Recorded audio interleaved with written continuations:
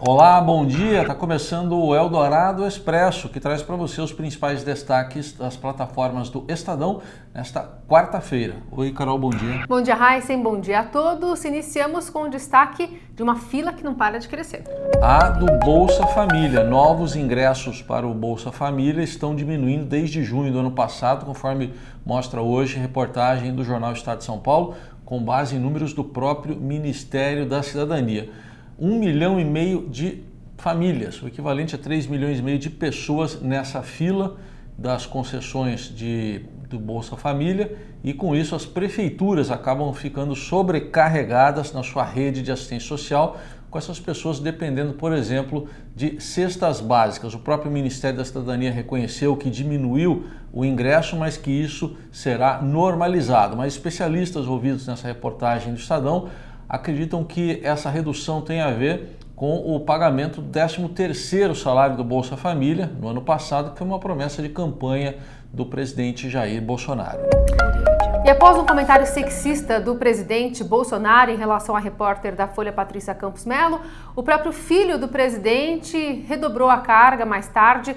Lá na Câmara, um grupo de deputadas mulheres defenderam a jornalista e o deputado voltou a criticar a forma com que as deputadas estavam defendendo a repórter. Enfim, assunto que ainda repercute hoje, também porque conversamos com a deputada Janaína Pascoal, que é aqui de São Paulo, foi eleita na chapa do presidente Bolsonaro, cotada inclusive para ser vice dele, e disse que o presidente foi bastante infeliz nessa frase. A frase dela diz: o presidente perde as oportunidades preciosas de ficar calado e se cerca de pessoas que acham isso bonito.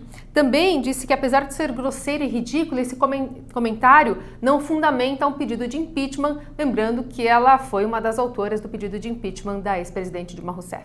Outro destaque desta quarta-feira é a greve dos petroleiros, que entra no 19º dia. A Federação Única dos Petroleiros anunciou que vai recorrer contra uma decisão do ministro do Tribunal Superior do Trabalho, Ives Gandra da Silva Martins, que considerou a greve ilegal e que até autorizou demissões e corte de salários.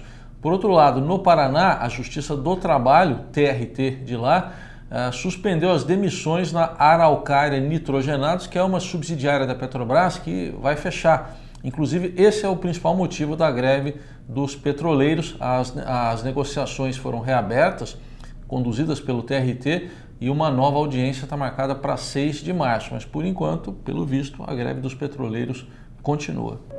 E o motorista da Uber foi banido da plataforma após assediar uma adolescente de 17 anos na região metropolitana de Porto Alegre. É uma notícia que está repercutindo bastante, porque essa jovem conseguiu gravar um vídeo quando estava no banco de trás e, ao dizer, enfim, que ela não estava interessada, que ela era muito jovem, que o motorista tinha idade para ser o pai dela, o motorista disse que ele poderia fazer coisas que o pai dela não faria. Enfim, ela conseguiu registrar um boletim de ocorrência e o motorista acabou banido da plataforma. No esporte, destaque para uma iniciativa da CBF que deve implantar já a partir do Campeonato Brasileiro deste ano, que começa em maio, o chamado Fair Play financeiro. Isso quer dizer o seguinte: clubes têm que cumprir algumas regras envolvendo o pagamento de salários, não terem certas dívidas, enfim, tem que ter uma boa gestão financeira.